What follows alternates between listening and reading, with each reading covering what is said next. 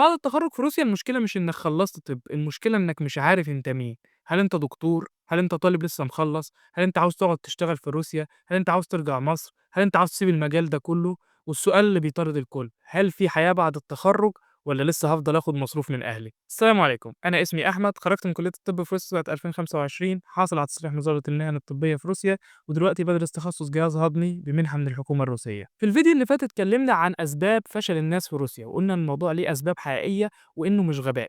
النهارده إن شاء الله جايين نتكلم عن الحياة بعد التخرُّج.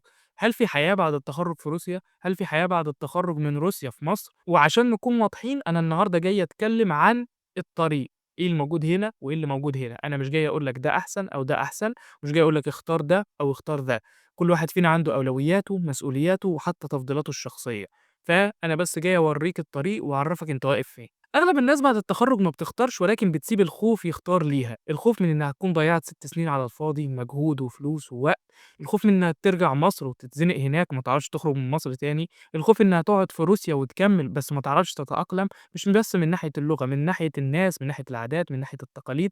وعلى فكرة الروس مش مختلفين عننا أوي، الروس برضه بيقعدوا ينمّوا على الناس، بيقعدوا يبُصّوا عليك وأنت شايل شنطة شايل فيها إيه، لمّا بتتسوّق حاجات كتير بيقول لك: "إيه ده أنت عندك عيد ميلاد والّا إيه؟" وبيبقى مستني منّك إجابة تحكي أنت متسوّق كتير كده ليه. فالروس برضه شبهنا يعني، ولكن هم برضه شعب مختلف، بلغة مختلفة، بعادات مختلفة، بتقاليد مختلفة، بدين مختلف. فكل دي اختيارات صعبة قدّامك. في علم النفس بيتسمى التعلق بالثمن المدفوع، يعني أنت بتعمل الحاجة بس لمجرد إنك استثمرت فيها حاجات كتير، استثمرت فيها وقت، استثمرت فيها مجهود، استثمرت فيها فلوس، ولكن أنت في قرارة نفسك مش عارف إن هو ده القرار الصح. الإسلام سماه حاجة أبسط من كده بكتير وهو التعلق بغير الله. أنت قاعد هنا عشان ما تروحش مصر عشان أنت خايف من مصر، أنت رايح مصر عشان تتمنظر والدكتور راح والدكتور جه، أنت بتعمل إيه بالضبط وبتعمله عشان إيه؟ أهم حاجة في الموضوع ده كله إنك يكون عندك نية خالصة لوجه الله، إنك بتعمل الموضوع ده أول حاجة ابتغاء مرضات الله، تاني حاجة عشان هو ده القرار الأسلم والأفضل ليك في اللحظة دي، مش لازم يكون هو القرار الصح، ولكن هو القرار اللي أنت بناءً على المعطيات، بناءً على تفكيرك في اللحظة دي، هو القرار الصح. طيب إحنا عندنا 3 طرق رئيسية بعد التخرُّج من روسيا، أول طريق إنك ترجع مصر وده اللي أغلب الناس بيعملوه. ده مش عشان هم أغبيا أو عشان هم بيستسهلوا، ولكن هو ده الطريق المعروف وهو ده الطريق الواضح معالمه واللي الناس كتير اتكلمت عليه. أنا أعتقد إن لو ناس كتير اتكلمت عن مميزات الحياة في روسيا، ومميزات الشغل في روسيا، والحياة إزاي عاملة في روسيا، أعتقد ناس كتير هتغيّر رأيها ومش هتنزل مصر. فأنت قبل ما تقرر أنت لازم تكون عارف إيه هي اختياراتك، وإيه مميزات ده وعيوب ده، وإيه مميزات ده وعيوب ده. طيب بتاع مصر ده هيعمل إيه؟ هيتخرّج، هياخد الورق ويقعد يلِف بقى كعب داير على الجامعة، على موسكو، على المركز الثقافي، ويروح يمضي ويختم ويترجم ويدفع له بتاع 50، 100 ألف روبل، وبعدين ينزل بالسلامة لمصر، يودّي الشهادة للمجلس الأعلى للجامعات ويعادل شهادته وياخد امتيازه، وإن شاء الله يكون بقى دكتور مصري مُصرّح ليه إن هو يشتغل في مصر. الطريق التاني إنك تقعد في روسيا، بتتخرّج وبعدين بيبقى عندك امتحان أكريديتاسيا بعد التخرُّج ب4 أيام حرفيًا، فأنت ما بتحسّش بأي تخرُّج، بتبقى متوتّر عشان الامتحان. عملت على الأكريديتاسيا فيديو هنا ممكن تشوفه، وبعد ما بتاخد الأكريديتاسيا بتكون قادر إنك تشتغل كطبيب عام، تقبض لك بتاع 100,000 روبل، وهو مبلغ محترم جدًا لواحد لسه متخرّج، هيعيشك مرتاح وهتحوّش وممكن تبعت حتى شوية لأهلك، وبعدين ممكن تروح تعمل تخصُّص اللي هي الأورديناتورا أو تقعد تشتغل لك سنة أو 2 تحوّش فلوس الأورديناتورا، وبعدين تعمل الأورديناتورا بعد كده. هل الطريق ده غريب؟ لأ، أغلبية الروس بيعملوا كده فعلًا، بيقعدوا سنة أو سنتين يشتغلوا كطبيب عام، يجمّعوا فلوس، يتجوّزوا، يعملوا أي حاجة من الحاجات دي، وبعدين يعملوا التخصُّص، أو بيكون عجبتهم الحياة دي ويقعدوا يشتغلوا من 08:00 ل14:00 تريح دماغ وبيقبض فلوس ومستقنيص خالص، يعمل له مشروع بقى أو يريّح بعد الشغل، حياة لطيفة، حياة متحققة بتساعد فيها الناس والدنيا زي الفل، أو زي ما قُلت لك تقعد السنتين دول وبعدين تخش في التخصُّص. في ناس في بعض التخصُّصات في بعض الكاتدرات وهي الأقسام بيسمحوا للناس إن هم يشتغلوا وهُم بيدرسوا التخصُّص، بس دي بتحتاج تنسيق كبير أوي بينك وبين الدكتور، وإن الدكتور يكون طيب وهادي كده وابن حلال. وبالنسبة لنا إحنا الأجانب في ميزة لذيذة في الموضوع ده، إن أنت ممكن تقدّم على منحة زي منحة الحكومة الروسية، عملت عنها برضه فيديو هنا، تتقبل وتدرس الأورديناتورا ببلاش وتتخرّج بعد سنتين، تعمل أكريديتاسيا في التخصُّص اللي أنت عملته ده، وبعدين تشتغل كمتخصص بمرتب يبدأ من 130، 140، 150 وممكن توصل لميتينات و300 ومش محتاج تكون خارج عشان تقبض المرتبات دي، أنت بس محتاج تقضّي وقت في الشغل وإنك تكون competent إنك قادر تعمل الأساسيات، مش محتاج إنك تكون عبقري يعني، وده طريق جميل ممكن تقعد فيه 5، 6 سنين، 10 سنين، بعد كده ترجع تاني مصر. هتحتاج برضه تعمل لفة كبيرة إنك تعدل الورق والحاجات دي، أنا لسه ما عنديش معلومة عن الموضوع ده لإني لسه ما عملتوش، أو إنك تطلع على دول تانية زي إنجلترا، زي أمريكا. ينفع.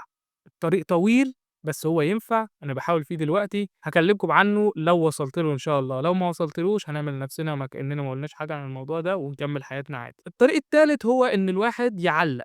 إزاي يعلّق؟ إن هو يا إما بيقعد في روسيا وما بيشتغلش كدكتور، يا إما بيرجع في مصر وما بيشتغلش كدكتور. إزاي؟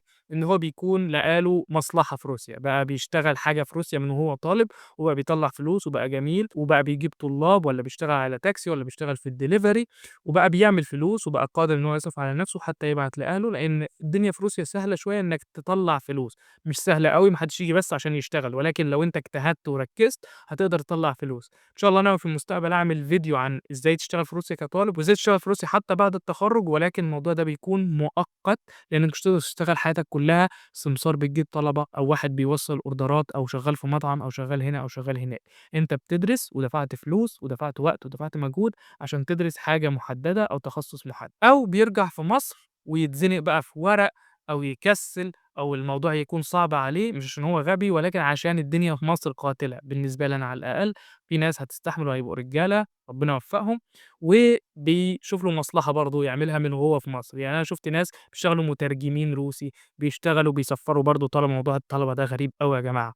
عملت عنه فيديو هنا، شتمتهم لحد ما استكفيت يعني، فاتفرّجوا عليه من هنا، مش عاوز أفضل أكرّر الكلام في كل فيديو.